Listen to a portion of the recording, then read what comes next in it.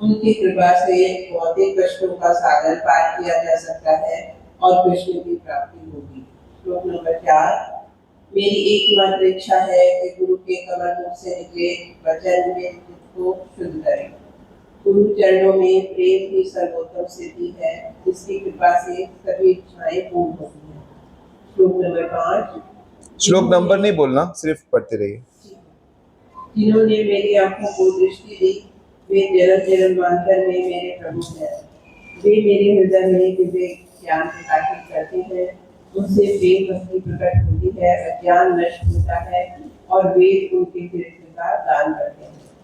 गुरुदेव दया के सागर, निर्धनों के मित्र और भक्तों के स्वामी हैं। हे लोकनाथ, मुझ पर दया करो, अपने चरणों की छाया प्रदान करो। तुम्हारी यश गाथा तीनों लोगों में गूंजती है। वैष्णव के चरण रज को शरीर का आभूषण बनाने से प्रेम का अनुभव होता है। उनके चरण धोना ही मेरी पूजा है। सदैव साधुओं के साथ रहने से अज्ञान पराजित होगा। नेक्स्ट आलोक प्रभु को दीजिए माइक। श्री रूप और सनातन। श्री रूप और सनातन गोस्वामी की जय हो। आप दिव्य प्रेम भक्ति के फूल, युगल किशोर के प्रतिरूप और फल वृक्ष हैं, जिनकी कृपा से संसार के सारे दुख दूर हो गए। दोनों महान आचार्यों ने अपने ग्रंथों में प्रेम भक्ति की विद्या अर्पित की थी। उनके बारे में सुनकर हृदय प्रेमानंद में डूब जाता है। ये युगल के मधुर रस के आश्रय है। आपने युगल किशोर के प्रेम रूपी स्वर्ण धन को प्रकट किया। हे रूप सनातन, मुझे प्रेम रूपी धन दो, वही रत्न मेरे गले का हार कर। मैं श्रीमद् भागवत के मर्म 9 प्रकार की भक्ति का सदैव सेवन करूंगा। अन्य देवताओं के शरण लेकर न लेकर भाई तुमसे कहता हूँ, यह भक्ति ही परम उपासना है। साधु शास्त्र और गुरु के वचनों को हृदय में एक करके मैं प्रेम सागर में तैरता रहूंगा। कर्मी और ज्ञानी भक्तिहीन, मैं उनसे भिन्न नरोत्तम यही तत्व था। हरि बोल। सो बहुत सुंदर। सो हम इसको रोज हर सेशन के बाद उतना उतना दोबारा पढ़ेंगे। सो सार बात को हमें पकड़ना है। ऐसा नहीं कि हम बहुत से प्रवचन सुने अलग अलग वैष्णवों से, वैष्णवियों से, और हम सारी भूल जाएं, है कि नहीं। गीता में श्री कृष्ण कहते हैं बुद्धिमान कौन है? कौन है? जो सार को समझ लेता है। बुद्धिमान कौन है? जो सार को, एसेंस क्या है, जीवन का एसेंस क्या है। मैं बिजनेस कर रहा हूं, बिजनेस का एसेंस क्या है? मुझे प्रॉफिट होना चाहिए। मैं सोशल सर्विस कर रहा हूं, उसका एसेंस क्या है? कि समाज की वाकई सेवा होनी चाहिए। मैं युद्ध कर रहा हूं, उसका एसेंस क्या है? कि हमारी कैसे भी हो, हमारी जीत होनी चाहिए। तो उसी प्रकार यदि हम इस ग्रंथ को पढ़ रहे हैं तो इसका एसेंस क्या है? कि हमें कौन सी वो बातें हैं जो नरोत्तम दास ठाकुर कह रहे हैं कि हमें पता होनी चाहिए। राइट? मैं ठीक कह रहा हूं? वो बातें हमें मिस नहीं होनी चाहिए इस कैंप में। चाहे आपको किसी का प्रवचन समझ नहीं भी आ रहा है तो कोई बात नहीं, लेकिन दूसरे वैष्णव हैं जो हम एसेंस पकड़ना है। ठीक है, तो पहले हमने क्या एसेंस पकड़ा? जो गुरु के विषय में बता रहे हैं, तो सबसे महत्वपूर्ण एसेंस क्या है? कि यदि हम किसी को गुरु कह रहे हैं तो हम उनकी आज्ञा का पालन करेंगे, हर कीमत पे करेंगे। और फिर मैंने आपको ये बताया था कि जिस दिन आप ये संकल्प कर लोगे, जिस दिन राधा रानी की टीम अंतरंग शक्ति ये मान लेगी कि इसकी जो कसम है वो मरते दम तक चलेगी, उनको पता लगना चाहिए हाँ भाई मरते दम तक वाली फीलिंग है, तो दिव्य ज्ञान आपको सब प्रकट हो जाएगा। मतलब आपको सब पता रहेगा, what is right what is wrong, क्या करना है क्या नहीं करना, कोई संशय नहीं, कोई कुछ नहीं। अभी क्या है? संशय स्टेज है। क्या है? अभी डाउट्स है, अभी कुछ पता नहीं है। अभी तो कोई बोले ताबीज बांध दो, चलो भाई। अभी तो कोई कह दे अरे वो बड़ा गुरु, चलो उधर चलो। अभी सब संशय है, संशय मिटा नहीं, अभी मिटेगा। तो ये इसका एसेंस है। और उसमें उसके बाद नरोत्तम दास ठाकुर गुरु का अद्भुत वर्णन गाते हैं। जो ग्रंथ है उसमें बहुत डिटेल में है। और हम ये सेमिनार दोबारा करेंगे। मेरे को जो रियलाइजेशन हुई, एक बार से बात बनेगी नहीं। इसको हम कम से कम साल में एक बार तो दर्शन इसका करेंगे हम, कुछ ना कुछ। जब तक इसको हम बहुत, हरे कृष्णा, बहुत पक्का ना कर लें। तो दूसरी बात, जैसे किशोर प्रभु ने बताया कि अब गुरुदेव महान भक्त है, अब भक्तों की भी बात कर रहे हैं। तो मेरे को बहुत सुंदर लगा ये बात। 7 नंबर आप देखेंगे कि हम सब लोग आभूषण पहनते हैं सुंदर बनने के लिए। हम आभूषण पहनते हैं सुंदर बनने के लिए। कृष्ण आभूषण पहनते हैं कि आभूषण सुंदर लगे।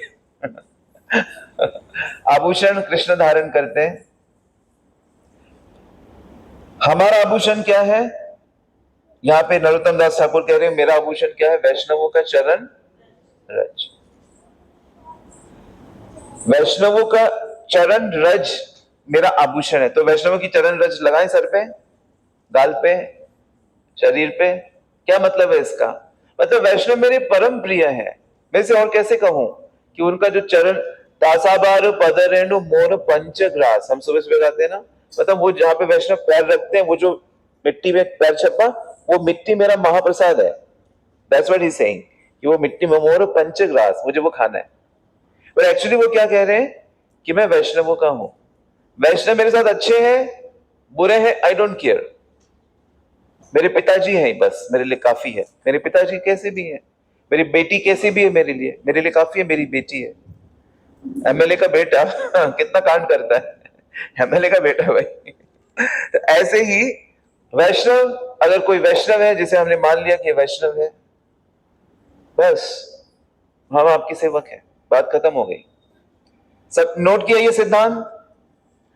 तो उनकी चरण रज मेरा आभूषण है, यानी कि उनको मैंने अपने अपने मालिक के रूप में स्वीकार कर लिया है। वैष्णवों को मैंने अपने मालिक के रूप में, मैं उनसे सेवा नहीं लूंगा। मेरे मालिक है ना, मैं सेवा करूंगा। आप क्यों करोगे? मैं करूंगा। तो ये मैंने इस तत्व को स्वीकार कर लिया। आपने पता क्या किया? क्या किया पता आपने क्या किया? कृष्ण को खरीद लिया आपने। हरि बोल। आपने क्या किया? कृष्ण को, जो कहता है कि मैं आपका भक्त हूं, मेरा भक्त, जो कहता है मेरे भक्त का भक्त, वो मेरा भक्त है। मेरे भक्तों का भक्ति मेरा भक्त है। जो मेरे भक्तों का भक्त है वो मेरे से भी बड़ा है। हर जगह पे कृष्ण आएंगे ही आएंगे।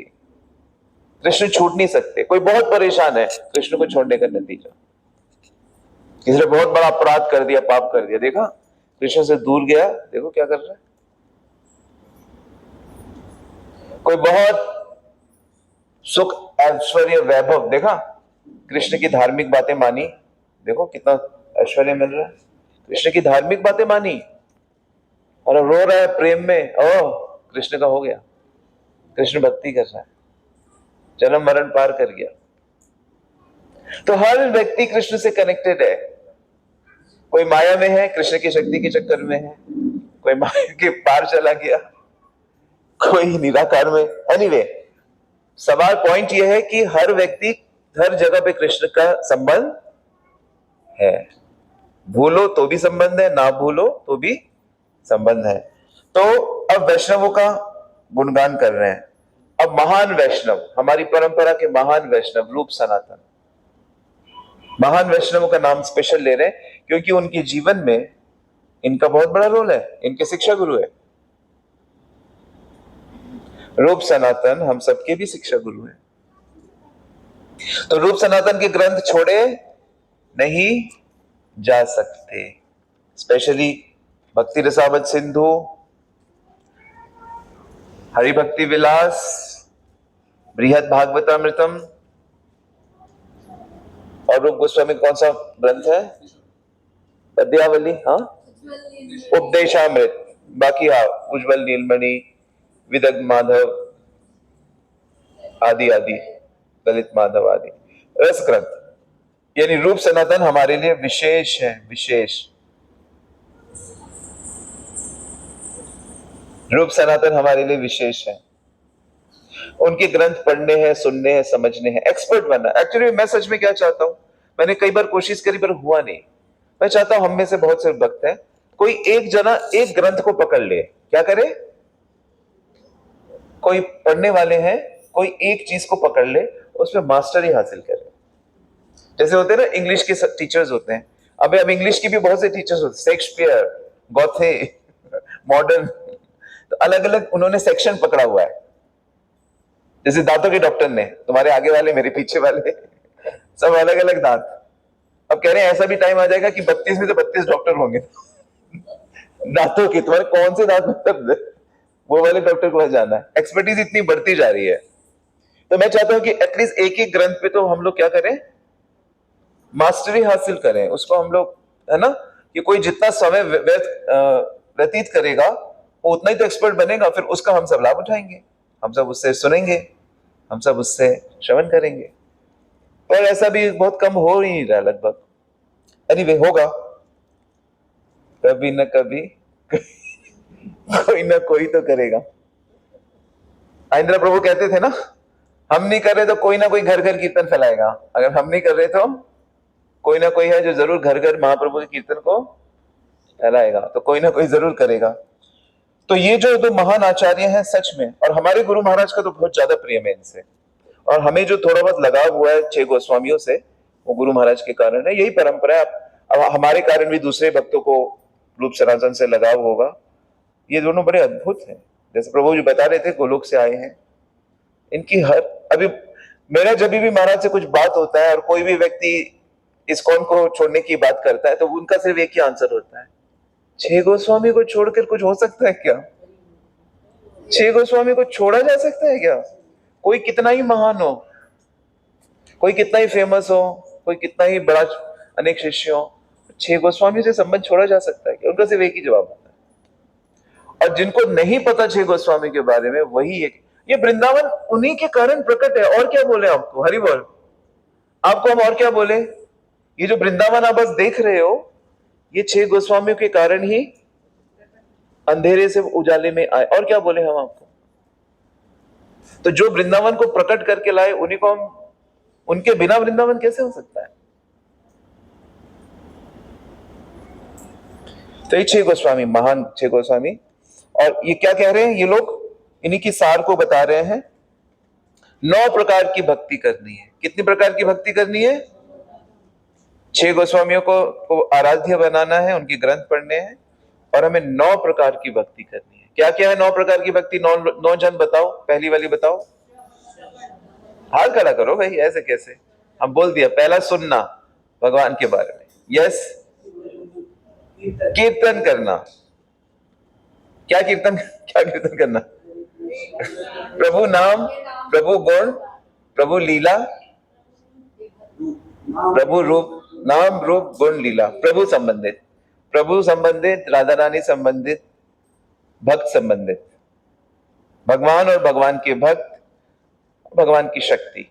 हाँ, माया शक्ति वाली नहीं, कैटरीना और वो नहीं, वो भी शक्ति है पर वो नहीं, राधा रानी और अंतरंगा शक्ति।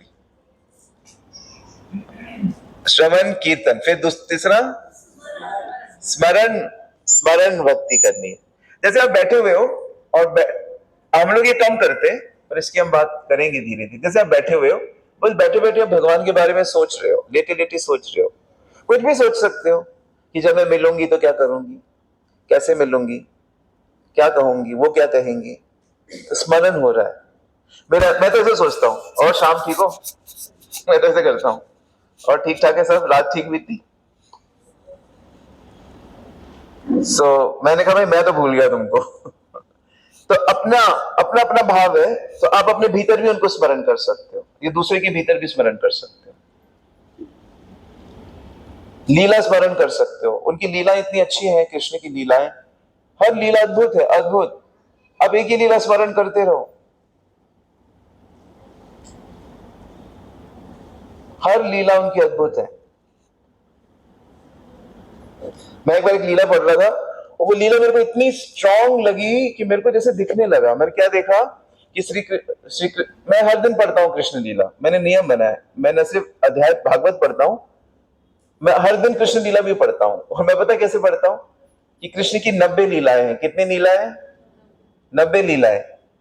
तो 90 लीलाएं हैं, और कितने महीने हमारे पास, और हर महीने में कितने दिन होते हैं? 30। तो यानी कि हर 3 महीने में मुझे 90 लीलाएं पढ़नी है। और कितने महीने हमारे पास? तो यानी कि हर लीला में 4 बार पढ़ूंगा साल में, कृष्ण की हर लीला, हर चैप्टर। तो मैं हर दिन एक लीला पढ़ता हूँ कृष्ण की। तो जैसे आज क्या तारीख है, आज जून महीना चल रहा है और आज 11 तारीख है ना, तो 30, 60, 71 जो चैप्टर है वो मैं पढ़ूंगा आज। और पढ़ना बहुत इजी है क्योंकि मोबाइल में मैंने भागवतम ऐप डाउनलोड कर ली है। इतनी अच्छी ऐप है कि बस एक क्लिक करो वो आता रहता है, बस इतनी अच्छी, मैं दिखा दूंगा आपको। तो मैं डेली एक लीला पढ़ता हूँ और भागवत का एक चैप्टर भी पढ़ता हूँ। तो एक बार मैं ऐसे पढ़ रहा था लीला, तो वो पढ़ते पढ़ते ऐसा होता है कि श्री कृष्ण जब निकलते हैं ना वसुदेव जी के साथ ऐसे सर पे, जैसे निकलते तो बारिश बड़ी तेज हो रही होती है, तो तुरंत क्या होता है, अनंत शेष आ जाते हैं। ठीक है, कौन आ जाते हैं? अनंत शेष ऐसे आ जाते हैं, अनंत शेष आ जाते हैं। तो जैसे वो आ जाते हैं ना, तो माया देवी पता क्या बोलती है? माया देवी बोलती है अरे मैं बारिश रोक देती हूं। क्या बोलती है? अभी माया देवी मिलेगी ना, उनको योग माया मिलेगी ना, जब वो बहन बनी है ना, तो उससे पहले ही वो बोलती है भैया अब मत जाओ, भैया अब मत जाओ, कहां सड़क सड़क चलते रहो। मैं बारिश रोक देती हूँ। तो कह रही चुप रहे, मेरे को भैया की थोड़ी सेवा करने दे, मुझे कृष्ण की थोड़ी। वो इतना स्ट्रॉन्ग मेरे अंदर वो भाव आया ना, मेरे को एकदम दिखने लगे थे बिल्कुल अनंत शेष ना। जमुना की गलियां तो हमने देख रखी है। जो भी हमने देखी वो महल वहल और ऐसे ना, वसुदेव जी जा रही, कन्हैया का तो नहीं दिखा मुझे, पर मुझे पीछे ऐसे इतना, मतलब कभी कभी क्या होता है, बड़ी विशेष कृपा होती है ना, तो आप वो आपकी इमेजिनेशन आपको ना एकदम साक्षात लगने लगती है, तो स्मरण होते हैं और ऐसा पुलक होता है ना, मतलब इतना आनंद होता है उसमें। तो आप बैठे बैठे कुछ भी सोच सकते हो कृष्ण की लीला। काश मैं होती वहां पर जब श्री कृष्ण कालिया को नृत्य कर रहे हैं, काश मैं होती, कैसा दिख रहा होता हूँ। आप विश्वास करो, अगर आप जाओगे ना, आप जाना चाहोगे ना, तो आपको अंतरंग शक्ति ले जाएगी आपको। इसी को स्मरण बोलते हैं, भगवान की लीलाओं को याद करते रहना, कुछ भी आगे पीछे ऊपर नीचे, कोई बंधन नहीं। ठीक है, तीसरी क्या है लीला? चौथी पाद सेवनम। पाद सेवनम का मतलब होता है चरणों की सेवा करना। तो साक्षात चरणों की सेवा तो भगवान की धाम में हो ही रही है, लेकिन हम अपने घर पे विग्रह की कर सकते हैं। विग्रह की सेवा, विग्रह की सारी सेवा पाद सेवनम में भी आ जाती है। हमारी दिक्कत यह है कि हम उनको मेटल और पत्थर मानते हैं। हमारी दिक्कत यह है, हम उनको साक्षात ब्रजेंद्र नंदन नहीं मान पाते। लेकिन हमें बार बार अपनी बुद्धि को समझाना है, तेरे को दिखाई नहीं दे रहा है, तेरे को पीलिया हुआ है, मुतिया हुआ है, लेकिन ये साक्षात है। ऐसे बार बार करना है, देखना देखना एक दिन बात बन जाएगी। जैसे आप किसी व्यक्ति को नेगेटिव मानते हो ना, गंदा गंदा गंदा गंदा, एक दिन बोल ही देते हो ना उसको, एक दिन बोल देते हो कि नहीं मैं बोल ही देता हूं आज, एक दिन आप उसको मान ही लेते हो, डिक्लेयर कर देते हो। तो ऐसे ही अगर आप अध्यात्म, नोट करो ये पॉइंट, अगर आप बार बार कहोगे नहीं तुम साक्षात हो, तुम साक्षात हो, तुम साक्षात हो, तुम साक्षात हो, तुम साक्षात हो, तो एक दिन बोल देगा वो, हाँ मैं हूं साक्षात। तो क्या होगा? किसी दिन गौरनाथ और श्याम सुंदर आपको बोले हाँ मैं साक्षात हूं, तो क्या बात है, बोलो, आपकी तो बात बन जाएगी, आपकी तो बात बन जाएगी। अब सारी दुनिया भी बोलेगी कि भाई ये तो पत्थर है, मेटल है। आप नहीं मानोगे, आप मानोगे फिर? तो मैं कैसे मान लू यार जब इसने मेरे को साक्षात बोला है? तो हमारी तो बात बन जाएगी। ऐसे ही बात बनती है, ऐसे ही सब महान गुरु महान आचार्य ऐसे ही बनते हैं, क्योंकि पीछे पड़े रहते हैं। नहीं, शास्त्र ने जो कहा है मुझे उसे अपने चित्त में पहुंचाना है। पांचवा कौन सा है? भोग का क्या हुआ? पांचवा क्या है? श्रवण कीर्तनम विष्णु स्मरणम पाद सेवनम अर्चनम। अर्चनम मतलब, अर्चनम मतलब क्या होता है? आरती अर्चना का आखिरी हिस्सा होता है। अर्चन जैसे सोचते हो ना, अर्चन अर्चन, अर्चन का मतलब आरती नहीं होता। आरती हमें ऐसा लगता है कि आरती है, पर आरती नहीं है इसका मतलब। आरती उसका आखिरी हिस्सा है। अर्चन होता है सुबह से लेकर, सुबह भगवान को उठाने से लेकर, खिलाने से लेकर। एक्चुअली अर्चन की जो मुख्य विधि होती है, ऐसी होती है विधि, मैं बस 1 मिनट में बताता हूं। अर्चन कब होता है? आप अपने मंदिर में बैठे हो और आपने वहां आसन लगा दिया। क्या लगा दिया? एक आसन लगा दिया, और आप आंख बंद करके ध्यान कर रहे हो कि ये जो मेरे विग्रह है ये उठ के आके यहां बैठ गए, और मैं इनको खिला रहा हूं या खिला रही हूं, मैं इनको सजा रहा हूं, मैं इनके चरण धो रहा हूं। इसको बोलते हैं अर्चन। फिर ये सब कर करा के पेट पूजा कराने के बाद फिर आरती करते हैं। फिर आरती पुजारी खोलते हैं ना दरवाजा, भोग लगाने के बाद आरती करता है ना, उसके पहले ये सब हो रहा होता है अंदर, वो बैठ के ध्यान कर रहा होता है। इसको अर्चन विधि बोलते हैं। पूरे आसन, फूल, हर चीज रखी होती है उस अंदर अंदर। इसको बोलते हैं, समझ में आया अर्चनम? अर्चन ये ध्यान की विधि है ये भी। तो आप कर सकते हो ऐसा अर्चन, क्या मुश्किल है? हर समय कर भगवान की भक्ति तो इतनी इजी है, उसके लिए आपको इतना विग्रह वगैरह करने की भी जरूरत नहीं है। वो तो अगर धन है, पैसे है, मंदिर है तो करो, नहीं तो आप ऐसे ध्यान कर लो। कुर्सी में बैठा हुआ है, मेरे बगल में बैठा हुआ है, मेरी गोदी में बैठा हुआ है, ये ध्यान भी काफी है। इसी में फूल पहनाओ, हीरा पहनाओ, ये पहनाओ, वो पहनाओ, सबसे अच्छा पहना लो। जो भी हार देखा हो, जो भी कपड़ा देखा हो, जो भी बढ़िया बढ़िया मन में ही, ये हो गया अर्चन, सब हो जाएगा। क्योंकि साक्षात भी कर रहे, मन नहीं है। हरि बोल। और मन से कर रहे, मन से ही कर रहे हैं तो साक्षात तो कुछ है ही नहीं, तो वो तो बिल्कुल 100% लग रहा है। हरि बोल। हमारे प्रभु की भक्ति कितनी सरल है, कितनी सरल। कौन नहीं कर सकता? जो जितना भिखारी है वो उतना ज्यादा क्वालिफाइड आएगा। वो कहेगा मेरे पास कुछ है ही नहीं, मैं तो मनी से कर सकता हूं। और भगवान ने कहा मनी से हम मनी से मिलते हैं। कितना इजी है कि नहीं बताओ? तुम जितना नीचे जाओगे तुम उतना क्वालिफाई कर रहे हो भगवत प्राप्ति के लिए। त्वाम अकिंचना, त्वाम अकिंचना। तुम किसको दिखते हो? कुंती माने कहते जो अकिंचन है उसको दिखते हो तुम। तो अमीर हम क्या करें? तो मानो सब भगवान का, मेरा कुछ है ही नहीं, तुम भी अकिंचन हो।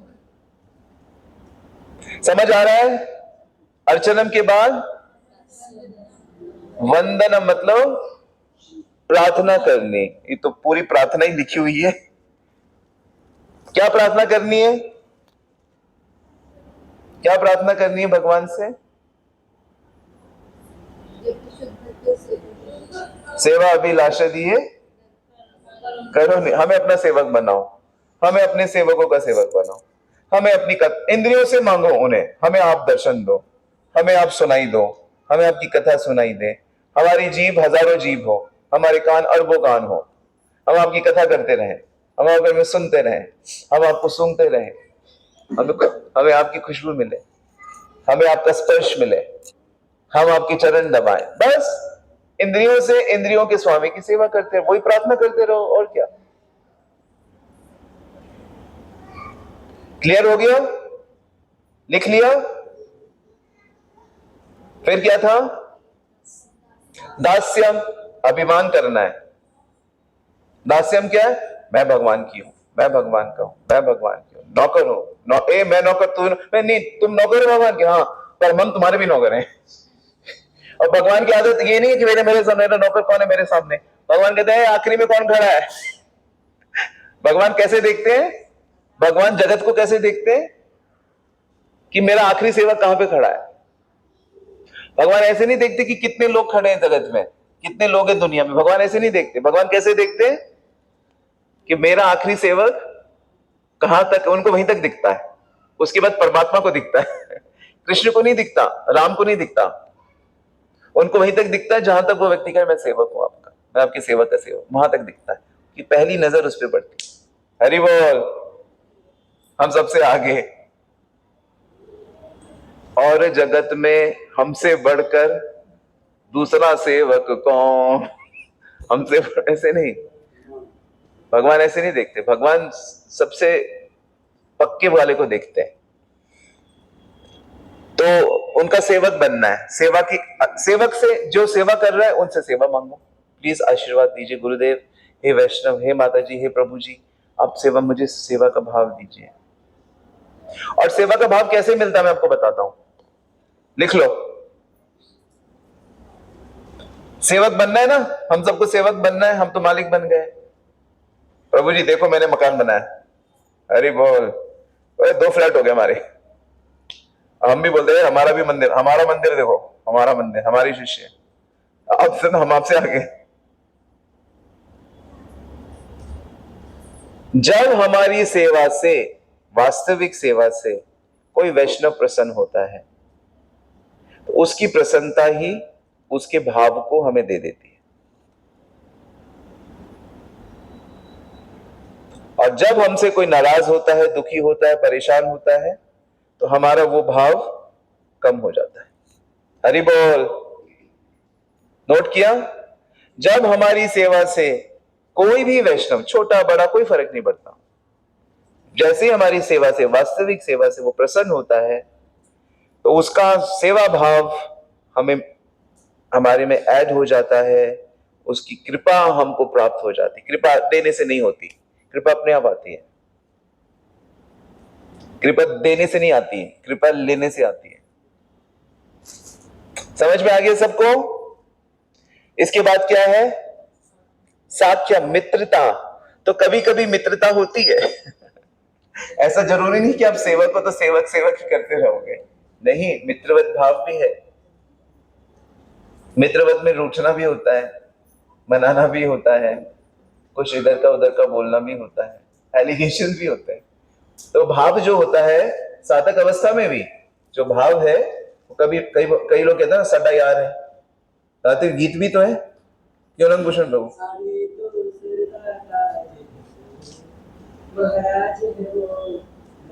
सदा यार है वो।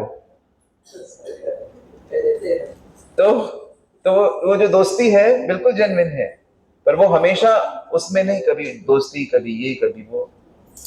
और आखिरी क्या है? आत्मनिवेदन। कुछ भी, सब कुछ उन्हीं का मानना, अच्छा बुरा जो है सब उन्हीं की कृपा, सब सब, हमारा कुछ है ही नहीं। अंतिम नव, तो हमको ये नवदा भक्ति करनी है बस। यही कह रहे भागवत का मर्म, 9 प्रकार की भक्ति, सदैव सेवन करूं, अन्य देवता की शरण ना ले भाई, कहीं और की बात ही क्या है? अन्य देवता है कहां? सब तो उनके सेवक हैं। हरि बोल। कोई कहे मैं अन्य देवता के पास जा रहा हूं, पर अन्य है कहां? सब तो उनके सेवक है, बात ही खत्म हो गई। साधु साधु, शास्त्र और गुरु, इनके वचनों को मैं सुनता रहूंगा और भक्ति करता रहूंगा। तो ये बात हमारे नरोत्तम दास ठाकुर ने इतने श्लोकों में 12 नंबर श्लोक तक कही। अब कल से हम और सुनेंगे, रसमंजरी माता जी का क्लास है कल, तो उसके आगे से हम फिर श्रवण करेंगे। ऑलराइट,